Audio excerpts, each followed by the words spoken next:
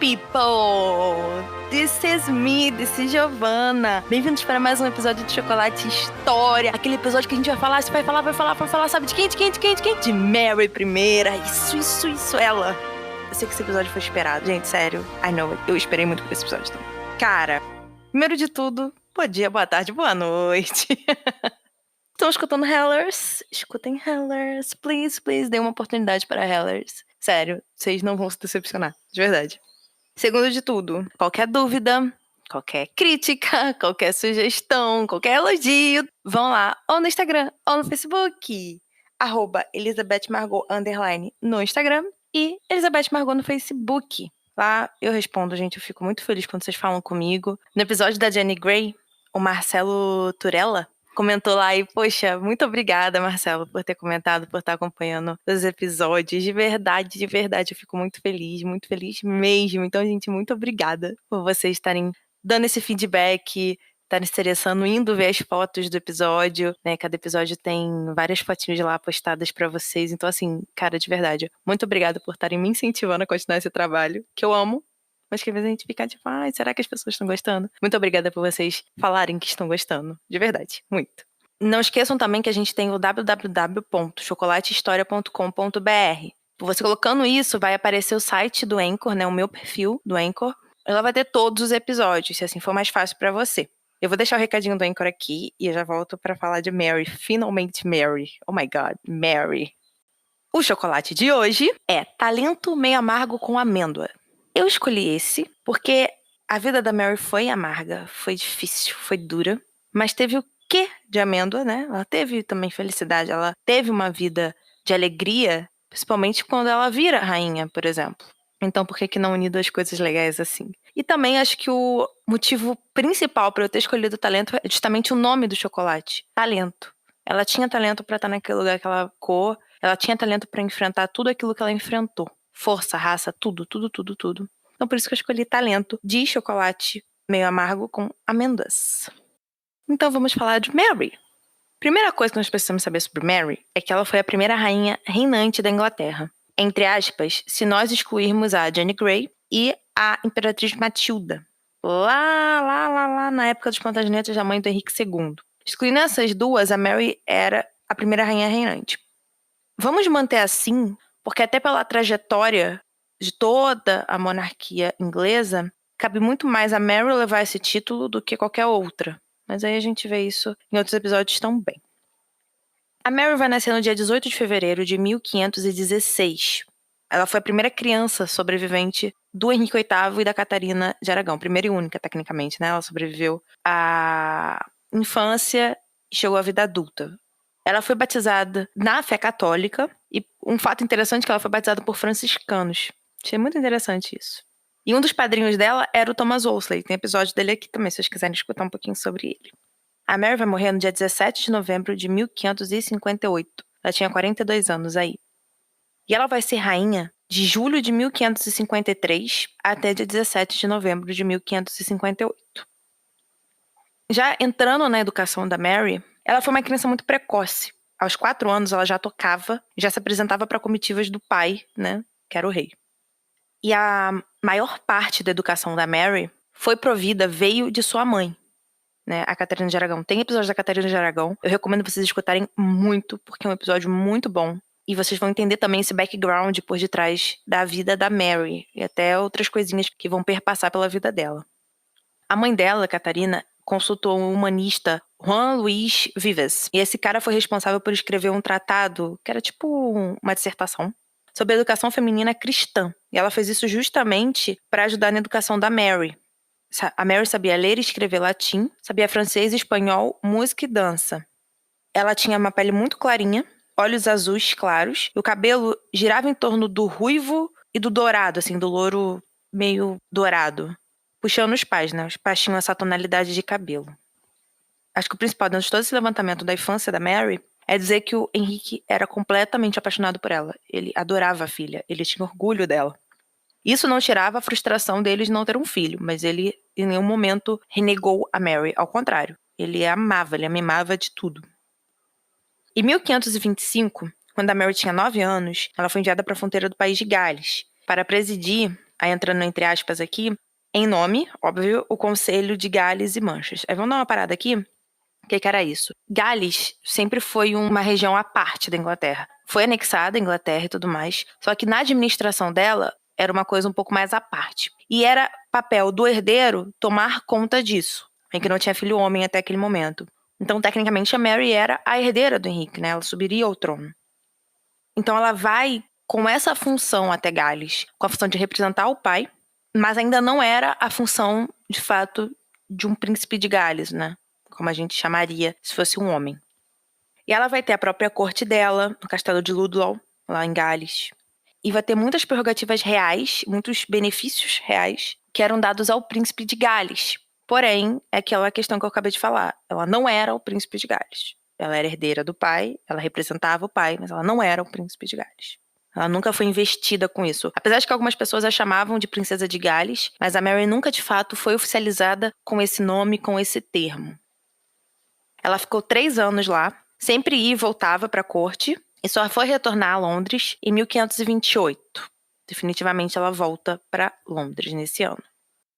A Mary vai ter alguns noivados ao longo da juventude dela, e eles vão correr da seguinte forma. Com 2 anos, ela vai ficar noiva do Francis, filho do rei Francis I da França. Mas o noivado vai acabar 3 anos depois. Com 6 anos, ela vai ficar noiva do primo, de primeiro grau, que era o imperador do Sacro Império Romano, que era o Carlos V. Ele tinha 22 anos nessa época. E aí vai ficar um tempo nesse noivado, até que o Henrique vai quebrar esse noivado para voltar a fazer noivado com a França. Mas, dessa vez, ou com o Francis I, o rei, ou com o filho mais velho dele, o Henry, Duque de Orleans. Mas acabou que não gerou em nada, ela acabou ficando sem noivo nenhum. Em 1528, vai também ocorrer uma discussão para ver se ela ficaria noiva do James V da Escócia, que era também primo dela de primeiro grau, mas também não vai para frente. Então ela teve vários noivados que não foram para frente, né? E quando a gente fala noivados, a gente sempre tem que entender que são acordos políticos. São acordos políticos que não vão para frente e por isso que o noivado é desmanchado. Já nesse meio tempo, né, 1528 e tudo mais, começou a crise do casamento de Henrique VIII e Catarina de Aragão. Se vocês querem saber mais sobre isso, vão no episódio da Catarina, no episódio da Ana, que vocês vão ter uma noção melhor. O Wolsey também ajuda, o episódio do Wolsey complementa. O do Cromwell também, caso vocês queiram ter aquele círculozinho fechado, bonitinho, explicando toda a situação. A partir de 1531, a Mary vai começar a entrar num período muito doente. Ela vai ficar assim, entre idas e vindas de doença. O principal sintoma era que a menstruação dela era irregular e ela estava com depressão. Ela tinha esses sintomas de depressão. Aí a gente tem que explicar o seguinte, que a gente não sabe exatamente a causa disso. Se ela estava muito estressada, se era puberdade ou se era outra doença, assim, mais grave. A questão é que a Mary passou por um período muito doente. E foi entre essa questão do Henrique VIII, da Catarina de Aragão e da Ana Bolena. Então, a gente usando na nossa cabeça, a gente pode usar aqui, puberdade, com certeza, ela era novinha, mas um estresse absurdo pelo qual ela passou. Afinal, ela tava vendo a mãe perder o título de rainha e tudo mais. Então, assim, foi muito pesado ela ter visto tudo aquilo, ela ter passado por tudo aquilo. Um dos agravantes disso é que a Mary não podia ver a mãe. E ela foi mandada para longe da corte nessa época. Ela estava proibida de ver a mãe. O casamento do Henrique vai ser anulado com a Catarina de Aragão. A Catarina de Aragão volta a ser princesa de Gales, como se só o primeiro casamento dela tivesse valido, né, o casamento com Arthur. A Mary, agora filha de um casamento anulado, de um casamento que foi considerado ilegal, vai se tornar ilegítima. E aí ela passa a ser chamada The Lady Mary. Ela perde o título de princesa, perde o lugar dela na sucessão, e esse título vai ser dado agora à meia-irmã dela, nascida, né, recém-nascida, Elizabeth. Elizabeth que agora vai ser princesa, que vai ser herdeira do pai, tudo. Pra você ter noção, a Mary perdeu a casa onde ela morava, os servos dela foram demitidos e ela foi mandada pra morar na casa da Elizabeth, na pequena corte da Elizabeth. Um ponto interessante é que ela foi mandada pra viver lá não como a minha irmã, mas como alguém abaixo da Elizabeth, que ainda era bebê, tadinha. E a Mary não era mais bebê, a Mary era já crescida, né? Adolescente, jovem. Então, assim, isso foi muito frustrante ver ela perdendo tudo que ela tinha entendido que era a vida dela, que tinham mostrado que a vida dela era. Ela perdeu tudo isso da noite pro dia, quase. E ela viu um bebê recém-nascido receber tudo isso. O que isso não pode gerar na cabeça de uma pessoa? sabe? Fora a questão com a mãe dela. A gente não vai nem entrar aqui, também tem um episódio e tal, mas assim, ela não podia ver a mãe. Ela agora tava de favor na casa da minha irmã, onde ela era considerada abaixo da minha irmã. O pai é considerável legítima. Então, tipo assim, o mundo dela caiu, literalmente.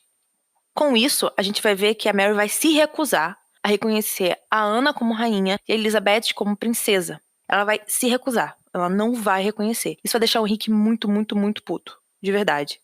E a doença dela, que a gente não sabe o que era a causa, continuava se tornando mais forte, mais pesada, mais presente na vida da Mary. Tanto que o médico real atribuiu à doença, a causa, né, o maltratamento que ela tinha. Mas não maltratamento no sentido de viver, assim, na sarjeta. Ao tratamento que ela tinha que se sujeitar nessa nova realidade que era a vida dela. Então, tecnicamente, ela estava depressiva, ansiosa, passando por zilhões de coisas. Ela não tinha nem a mãe para se apoiar, porque ela estava proibida de ver a mãe.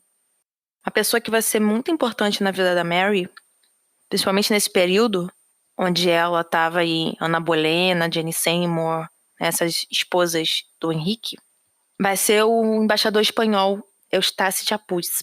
Ele vai se tornar um conselheiro para ela e vai tentar reivindicar os direitos da Mary na corte. Óbvio que ele vai falhar, mas ela tinha um aliado, que era até representante do país da mãe dela. Aí um ponto aqui que acho que vai ser até chocante pra vocês, de certa forma, porque pra mim foi, quando eu descobri tudo mais, quando eu soube, que o Henrique e a Mary, eles não se falaram por 3 anos. Eles não trocaram uma palavra, eles não se viram, eles não se falaram at all. Muito por ela ter negado reconhecer a Ana, reconhecer a Elizabeth, e o Henrique ter ficado puto com isso, e ela ter falado, olha, eu não concordo com o que você tá fazendo, então é isso, né? E é interessante colocar que isso mostra o quanto ela era parecida com o pai.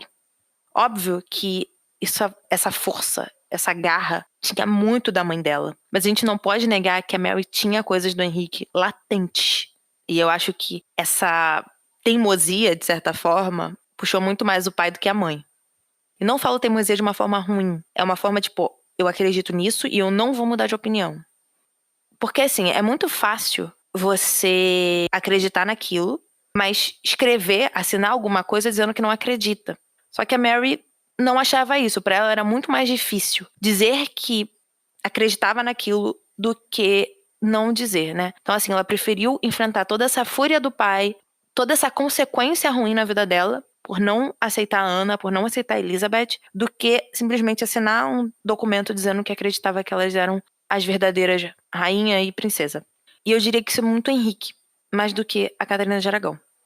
Reafirmando que a Catarina de Aragão também tinha muito isso. As duas não podiam se ver at all, foi o que eu falei mais em cima. E mesmo com a morte da Catarina de Aragão, mesmo com a Catarina de Aragão doente, moribunda, pedindo pra ver a filha, o Henrique foi taxativo. Não, se você não aceita a Ana e a Elizabeth, você não vai ver a sua mãe, você não vai ver a sua filha. Ponto. Então, assim, a Catarina morreu sem ver a filha, sem se despedir da filha, e a Mary morreu sem ver a mãe, sem se despedir da mãe. Isso foi devastador para a cabeça da Mary. Ela tinha 20 anos quando isso aconteceu, foi em 1536 que a Catarina de Aragão morreu. Então, assim, isso explodiu a cabeça dela de uma forma que eu acho que se o Henrique tivesse deixado a Mary pelo menos ir no enterro, no funeral da mãe, talvez tivesse melhorado alguma coisa entre a própria relação deles, quanto a própria aceitação dela, né, com relação a Elizabeth e tudo mais, e a Ana. Porém, o Henrique não permitiu nada. Então, assim, ela não viu a mãe ser enterrada, ela não foi ao funeral da mãe, ela não viu a mãe morrer, ela não viu a mãe doente, nada. No mesmo ano, em 1536, a Ana vai cair, vai ser executada. Escuta o episódio da Ana Bolena, falo direitinho sobre isso. E a Elizabeth vai perder os direitos dela e os títulos dela.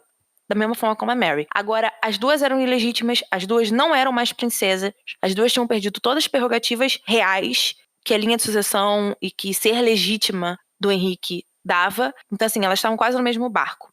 A diferença era que a Mary tinha 20 e a Elizabeth tinha, sei lá, 3, né, anos de... Então era uma diferença muito grande. Todas agora eram chamadas de Lady. The Lady Elizabeth, The Lady Mary. 2 semanas depois, o Henrique vai se casar com a Jenny Seymour. Tem episódio da Jenny Seymour aqui, tem episódio de todas as esposas do Henrique aqui. Então vão lá dar uma olhada, escutar, porque a Mary vai aparecer em alguns episódios. Então, assim, isso complementa esse episódio aqui e tudo fica bonitinho, bem fechadinho pra vocês. E a Jenny, ela vai ter um papel muito importante, além de, óbvio, dar à luz ao filho, o homem que o Henrique tanto queria.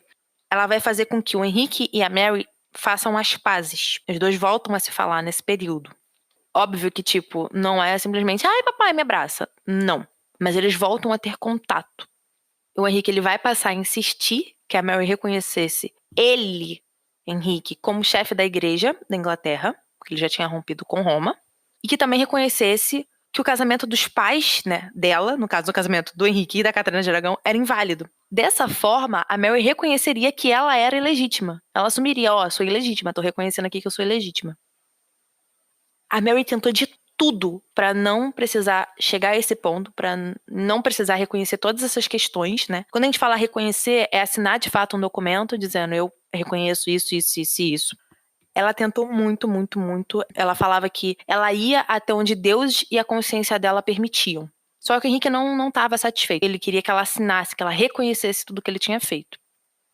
E aí a Mary, ela acaba assinando o documento de reconhecimento, tanto de uma forma pressionada, tanto como de uma forma de intimação. Ela já tinha passado anos da vida dela naquele esquema, negando tudo, não pôde ver a mãe, perdeu tudo, não falou com o pai durante 3 anos. Então, assim, ela já estava mais madura agora, a mãe dela já tinha morrido, a Ana Bolena também tinha morrido, a própria Elizabeth estava no mesmo barco que ela, a Jane Seymour teve um menino e tal. Então, assim, ela compreendeu que se ela continuasse com aquela luta que ela tanto seguia com relação à defesa da mãe, a negar as esposas do pai, enfim, tudo mais, ela só ia cair. Ela nunca ia conseguir progredir. Então, eu acho que foi até uma aceitação da própria Mary de que o lugar dela naquela sociedade e a luta que ela tinha que ter ali seria muito mais proveitosa dentro da corte, ao lado do pai, onde ela conseguiria ter mais formas de articulação do que brigando com aquele leão gigante que era o Henrique.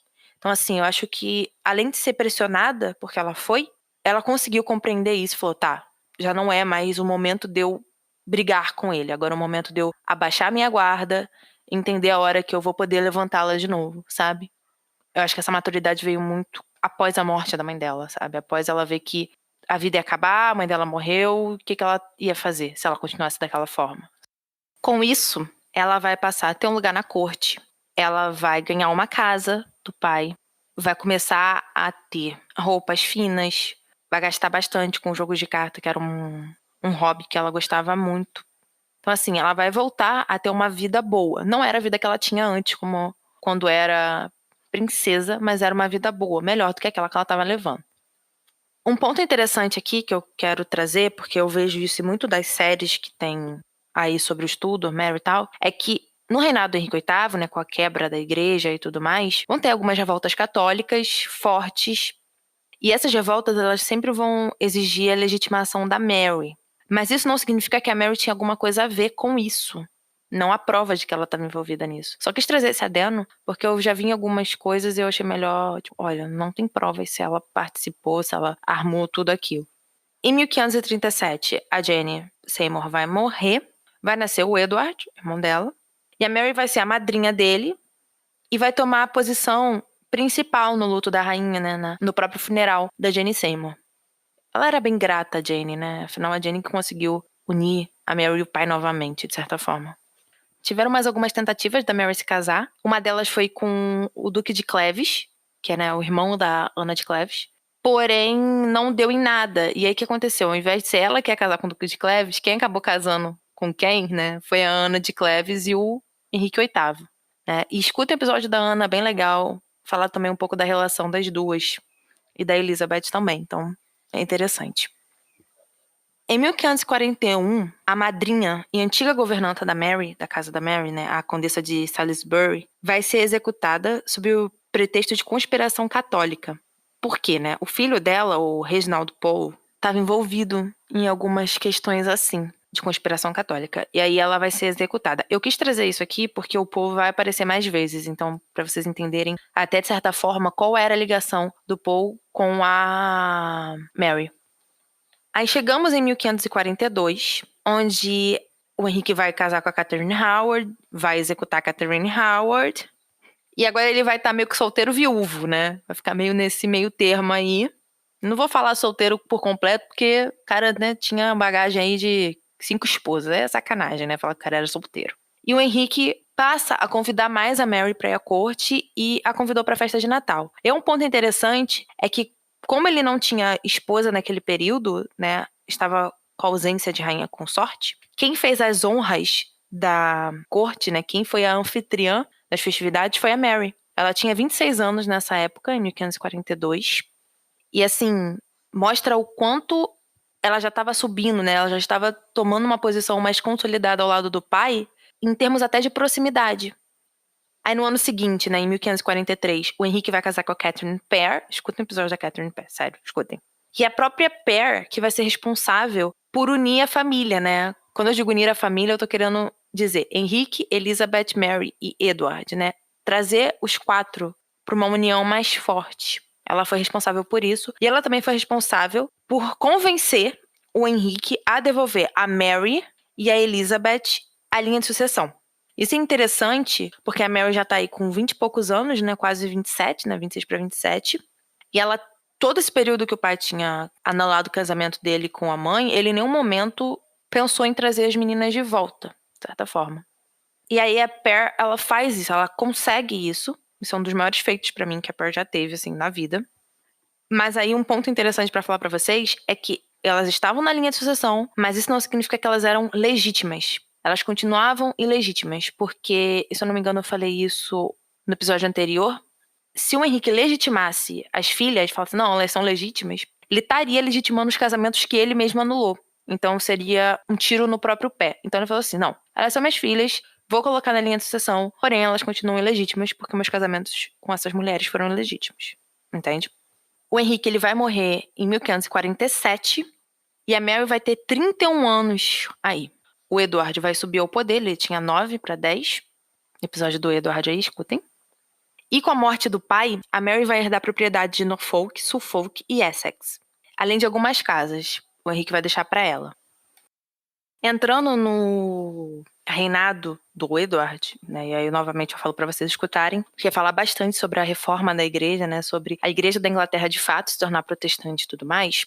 A Mary, nesse período, nesse momento, ela vai continuar fiel ao catolicismo. A Mary em nenhum momento largou o catolicismo, nem na época do pai. Só que escutem o episódio do Parlamento da Reforma, que vocês vão entender um pouquinho melhor. O Henrique, ele quebrou com Roma, só que em termos de fé, de doutrina e tudo mais, ele não se afastou do catolicismo. Então, assim, foi errado para ela, na visão dela, o pai ter quebrado com Roma, porém, ela pôde continuar seguindo as crenças, porque o Henrique não quebrou essas crenças. Só que o Edward quebra.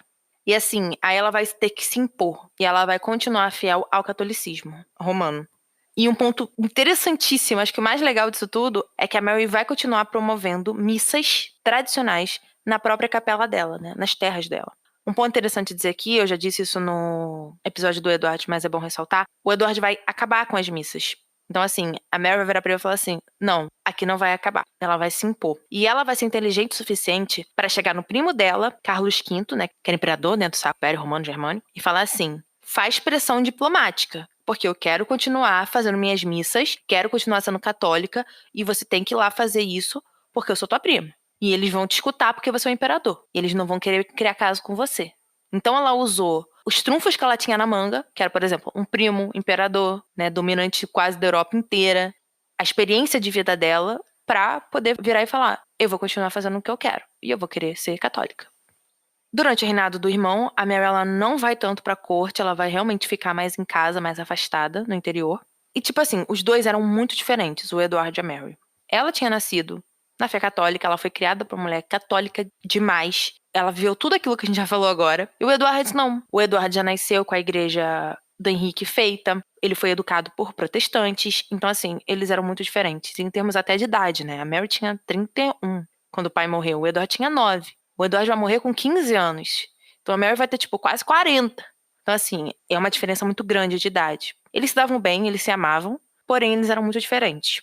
Por exemplo, tem uma passagem que eu achei bem legal, por isso que eu trouxe. No Natal de 1550, a Mary, o Edward e a Elizabeth foram passar o Natal juntos na corte dele e tudo mais. E ele vai reprovar publicamente a Mary por ela ignorar as novas leis de adoração que ele fez. Ele vai falar isso publicamente no meio da corte. Vai criticá-la. Então, assim, isso mostra o quão firme ele era a gente já falou isso no episódio dele, e mostra a diferença dos dois, apesar de que eles se viam como irmãos, se amavam como irmãos, mas as diferenças ainda estavam ali presentes. Porque, por exemplo, a Mary, ela vai recusar todas as demandas que o Edward vai pedir, dela abandonar o catolicismo. Todas. O Edward sempre insistiu muito nisso.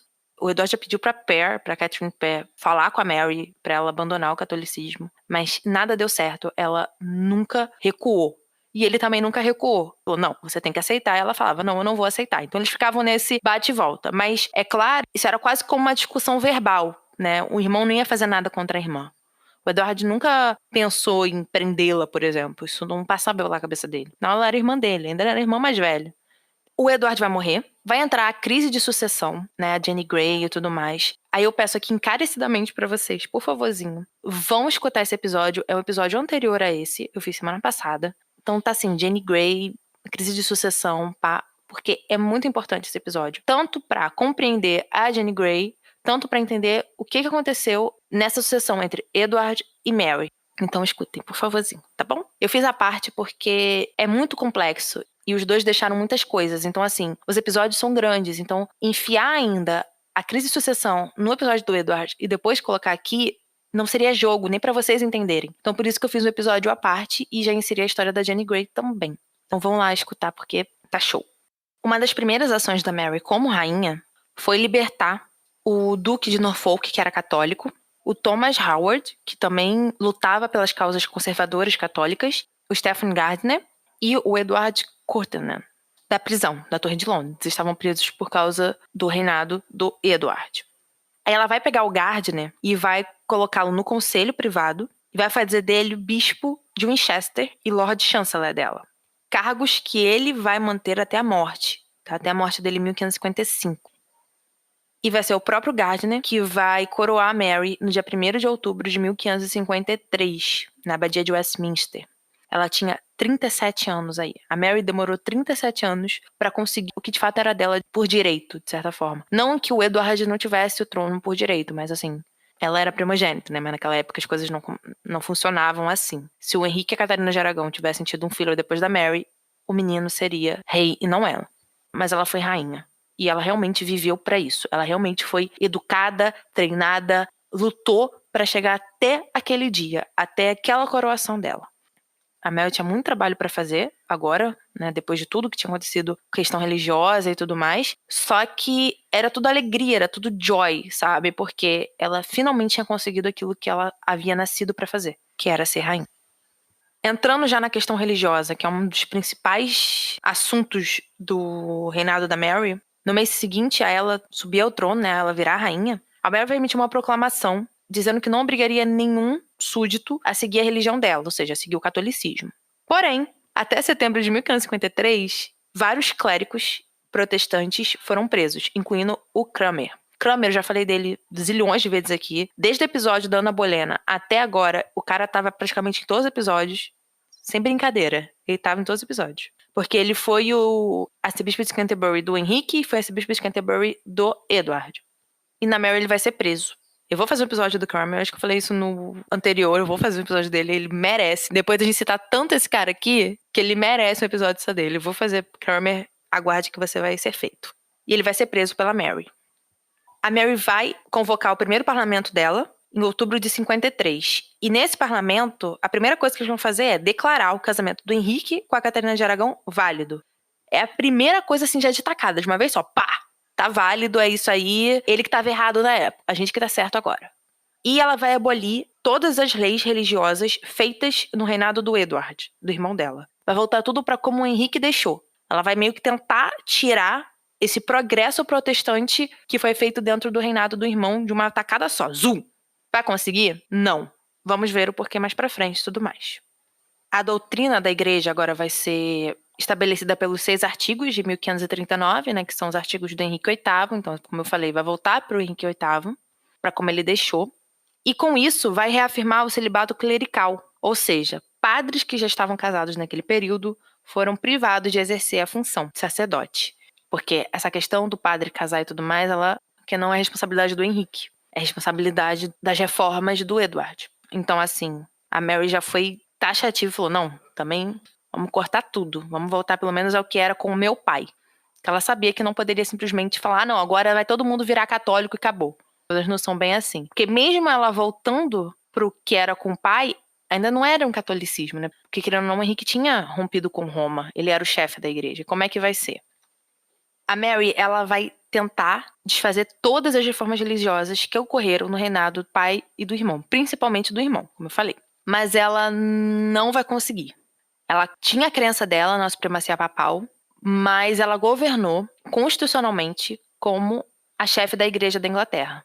Ela, infelizmente, né, vamos dizer assim, ela não conseguiu eliminar isso. Ela não conseguiu fazer com que a Inglaterra voltasse a ser completamente católica. Agora, a Inglaterra falava com o Papa, conversava com o catolicismo, mas ainda não era da forma como ela queria. Porque ela não conseguiu quebrar o principal, que era justamente a supremacia real perante a igreja. Ela não conseguiu quebrar isso. Então ela continuou sendo a chefe suprema da igreja da Inglaterra. Não era o que ela gostava, mas ela também não tinha muito o que fazer. Ela tinha que trabalhar com o que ela tinha politicamente. E era isso que ela conseguiu. Agora, vamos falar sobre casamento da Mary.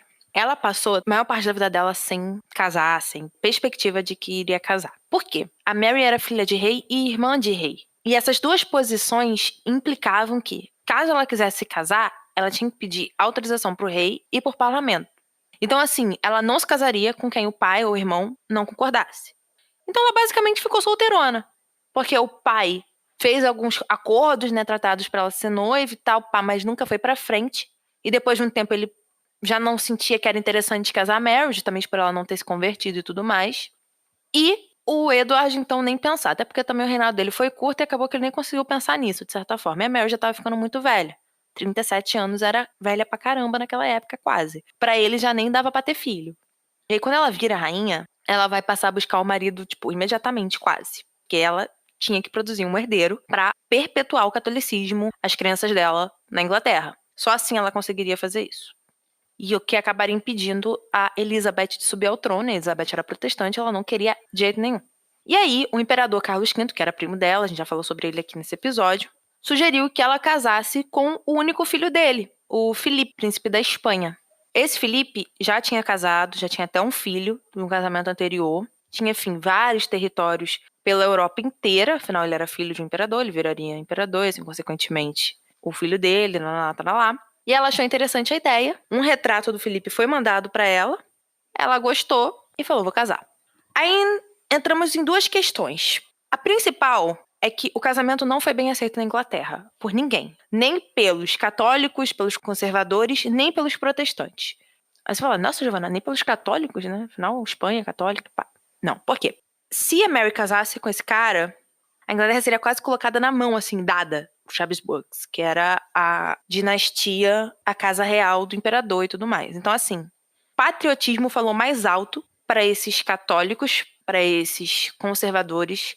Eu comentei sobre isso, nessa questão da política ser maior que a religião, no episódio passado, que eu falei justamente que tinha protestante que apoiou a subida da Mary ao poder, justamente porque entendia que a política era maior que a religião naquele momento. E basicamente foi isso que aconteceu aqui. Então, pessoas que seguiam a mesma crença que ela, a mesma doutrina que ela, foram contra esse casamento por não querer um Habsburg no trono da Inglaterra, por não querer unir essas casas, é fazer com que a Inglaterra ficasse à mercê do imperador do Sacro Império Romano Germânico. E os protestantes, óbvio, além disso, ficavam com mais medo da volta do catolicismo, porque foi o que eu falei, a Mary ela não conseguiu fazer com que o catolicismo voltasse, ela não conseguiu quebrar a cabeça, né, dela, suprema da Inglaterra, mas ficou meio estranha essa frase, né? Tipo, ela não conseguiu quebrar essa superioridade real na igreja da Inglaterra. E com o filho do imperador do Sacro Império Romano Germânico, católicos e tudo mais, isso seria talvez uma força maior para trazer o catolicismo. Com isso, várias revoltas começaram a aparecer, porque todos estavam contra esse casamento. Uma dessas rebeliões, foi a rebelião de Watt.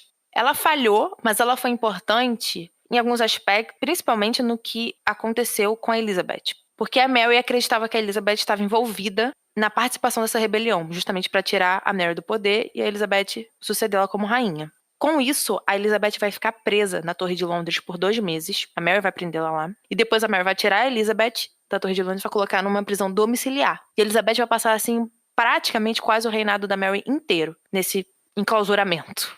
O Felipe e a Mary vão casar. Eles vão casar na Catedral de Winchester, no dia 25 de julho de 1554, um ano depois dela ter subido ao poder, basicamente. O casamento vai ocorrer 2 dias depois deles terem se visto pela primeira vez na vida. E o Felipe não sabia falar inglês.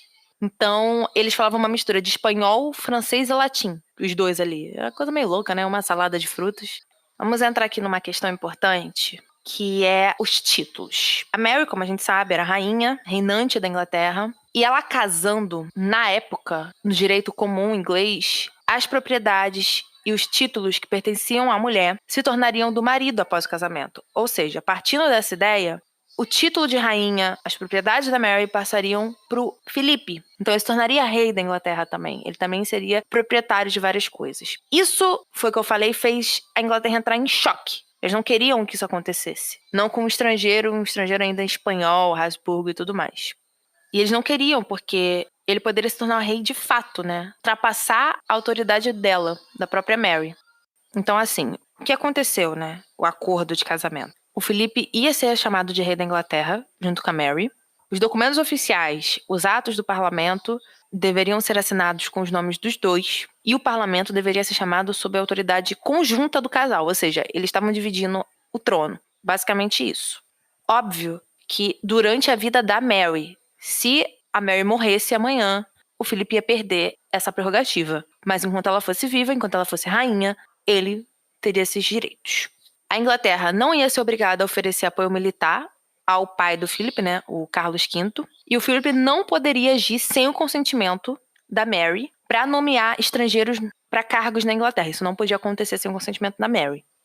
O Philip não gostou tanto das condições, mas ele entendeu que era pro bem maior. Porque, por exemplo, se os dois tivessem um filho, ele estava feito, entendeu?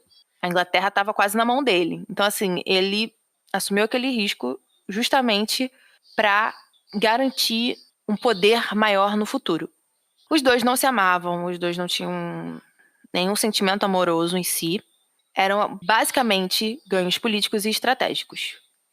E um ponto aqui muito interessante pro casamento dos dois é que o Felipe passou a maior parte do casamento dele com a Mary fora, no exterior. O que foi um golpe para ela, porque a Mary ela já tinha tendências depressivas muito fortes e ela estava tentando ter um herdeiro desesperadamente. Então, assim, ele ficar muito tempo fora encurtava a oportunidade, né, dela ter filho e ter o herdeiro dela que ela tanto queria. Então, esse acho que foi um dos maiores problemas do casamento dos dois. Quando ela casa com o Felipe, ele vai convencer o parlamento de revogar as leis religiosas de Henrique VIII. Aí você falou assim pra mim, pô, Giovana, mas você não falou que eles não iam conseguir quebrar o que o Henrique fez e tal? De fato, eles não conseguiram. A autoridade real estava acima na papal dentro da igreja. Porém, a jurisdição romana passou a voltar para a Inglaterra. Ou seja, a igreja católica romana passou a circular de novo entre as questões políticas, religiosas, sociais da Inglaterra, uma coisa que tinha sido completamente abolida com o Henrique VIII e com o Eduardo VI. Esse acordo, né, da igreja voltar e tal, demorou um pouco. Aquela questão das terras que o Henrique confiscou, né, com Cromwell lá, os mosteiros e tudo mais, não foram refeitas. Ela não conseguiu devolver essas terras, esses mosteiros dissolvidos para a igreja, mas ainda assim os atos de heresia foram revividos, né? Voltaram a valer. E esses atos de heresia, um ponto interessante, não são atos feitos pela igreja, são atos feitos, são leis feitas por reis plantagenetas, que foram revogados pelo Henrique e pelo Edward. Ou seja, são leis antigas, antes até da Guerra das Rosas, por exemplo. E ela trouxe isso de volta. Aí com isso a gente chega nas perseguições marianas, né? Aquele título, Blood Mary. Entrando aqui na questão de que a Mary, ela matou tanto quanto, por exemplo, o Henrique. A questão é que ela matou praticamente só por questão religiosa. O Henrique matou por N questões. Vários protestantes vão ser perseguidos e executados. 800 protestantes vão sair da Inglaterra, vão fugir da Inglaterra. E esses 800 protestantes eram protestantes ricos, tá? Não era pobre, não. Vão ir para o exterior. E 283 protestantes foram executados na Inglaterra. A maioria foi queimada, alguns foram mortos de outra forma, mas a maioria foi queimada. E o Cromer estava entre eles. O Cromer também foi executado, foi queimado. E a Mary vai continuar com esse projeto político-religioso até a morte dela. Ela vai manter isso durante todo o reinado dela. Com isso, a gente começa vendo um sentimento anticatólico e anti-espanhol no próprio povo inglês, né, por tudo que estava sendo feito ali naquele período. Então, essas vítimas todas das perseguições da Mary e essa própria propaganda ruim que fazem da Mary vem disso. E essas vítimas, elas foram tornadas mártires para a própria igreja protestante na Inglaterra. O Reginald Pole, que eu já falei mais acima, foi ordenado sacerdote pelo Papa e foi nomeado arcebispo de Canterbury após a morte do Cranmer. A Mary vai perder Calais para a França. Calais é uma região na França e era o último reduto inglês no continente europeu e na França. E a Mary vai perder isso. Isso vai ser um golpe para o governo dela, tanto para os aliados quanto para os inimigos dela na Inglaterra. E para a própria Mary, assim, foi quase que uma facada, sabe? Porque era um orgulho para os ingleses terem aquilo e ela perder não foi legal. O reinado da Mary teve bastante fome, porque o clima também não ajudou. O comércio decaiu, principalmente o comércio de tecido. A Inglaterra não se beneficiou do comércio lucrativo da Espanha com o Novo Mundo. Então, a Inglaterra não teve nem parte disso, não ganhou nem um centavo disso. E a Mary proibiu o comércio ilícito, né, que era uma grande questão ali para a Inglaterra, né, a pirataria inglesa e tal. Ela proibiu isso porque iria contra as tropas do marido. Isso foi meio que abolido. Só vai ser reforçado com a Elizabeth, mas a gente fala disso depois. O governo da Mary tentou conciliar uma forma moderna de governo, né, de se governar, com um sistema medieval de cobranças, né, de imposto de taxa. Isso não deu muito certo, porque se você quer governar de uma forma moderna, você tem muito gasto, que agora você tem uma máquina estatal grande, absurda. E manter o sistema medieval, né, de imposto e taxas e tal, com um governo que quer ser moderno, não consegue ser positivo, não consegue ir para frente essa ideia, porque vai meio que gerar um rombo monetário. O governo não vai conseguir arrecadar tanto quanto ele precisa. Ela elaborou alguns planos para a reforma monetária, porque o Henrique e o Eduardo arrasaram com as moedas inglesas, mas eles não foram implementados até depois da morte dela. Então, assim, você vai vir mais com a Elizabeth também. Um ponto interessante de falar aqui é que se a Mary tivesse tido mais tempo no governo, ela poderia implementar muito mais coisas. Só que ela não teve, ela governou por pouco tempo. Então, muitas das questões que a gente vai ver no reinado da Elizabeth são coisas que a Mary já poderia ter feito, só que ela não teve tempo para fazer. É bom dar esse crédito a ela. Não tô dizendo que a Elizabeth copiou a irmã ou pegou as ideias da irmã. Tô falando que o que a Elizabeth teve tempo para fazer, a Mary não teve. Agora vamos falar sobre um assunto que eu deixei mais por último, porque é um assunto um pouquinho mais complicado e para não ficar confuso entre uma coisa e outra de governo, de religião e tudo mais, que é sobre a questão gravidez da Mary. Em setembro de 1554, pouco após dela casar, a Mary parou de menstruar, ganhou peso e passou a sentir náuseas matutinas, sintomas clássicos de gravidez. Com isso, o parlamento fez um ato que colocava o Felipe, né, como regente caso a Mary viesse a falecer, porque ela já era de idade avançada. O bebê estava previsto para chegar em abril de 55, tanto que a Elizabeth foi liberada da prisão domiciliar que ela estava para ir à corte ver o nascimento da criança, ser testemunha ocular. O Felipe não demonstrou tanta certeza com relação a essa gravidez, e a Mary vai exibir sinais de gravidez até julho de 1555, que vai ser aí que a barriga dela vai diminuir. Então a Mary provavelmente teve uma gravidez psicológica. O Felipe vai embora logo depois, quando viu que ela não tá grávida. A Mary volta a ter depressão, volta a entrar nesse processo todo de depressão que ela já vem tendo ao longo de toda a vida dela. E a Elizabeth vai ficar na corte até outubro de 55. E provavelmente vai ser um período em que a Elizabeth vai voltar às graças da irmã. Não de forma plena, mas vai conseguir estar em favor, né? Vai gerar também uma questão interessante, que o Felipe vai convencer a Mary de casar a Elizabeth com o primo dele, que era católico e tal. A Elizabeth vai ser categórica, vai falar não. O parlamento também não ia apoiar, então morreu-se aí, mas houve essa tentativa. E aí, chegando em 1557, toda essa questão de gravidez e tudo mais, o Felipe vai visitá-la. Como eu disse, lá no casamento deles, ele não ficava na Inglaterra sempre, ele ficava mais no exterior do que na Inglaterra. Aí a Mary vai pensar que está grávida novamente, esperando a criança para março de 1558. E caso ela morresse novamente, o Felipe seria o regente. Porém, chegou março de 58, não nasceu nenhum bebê. Com isso, a Mary foi forçada a aceitar que a Elizabeth era sua sucessora, era sua herdeira.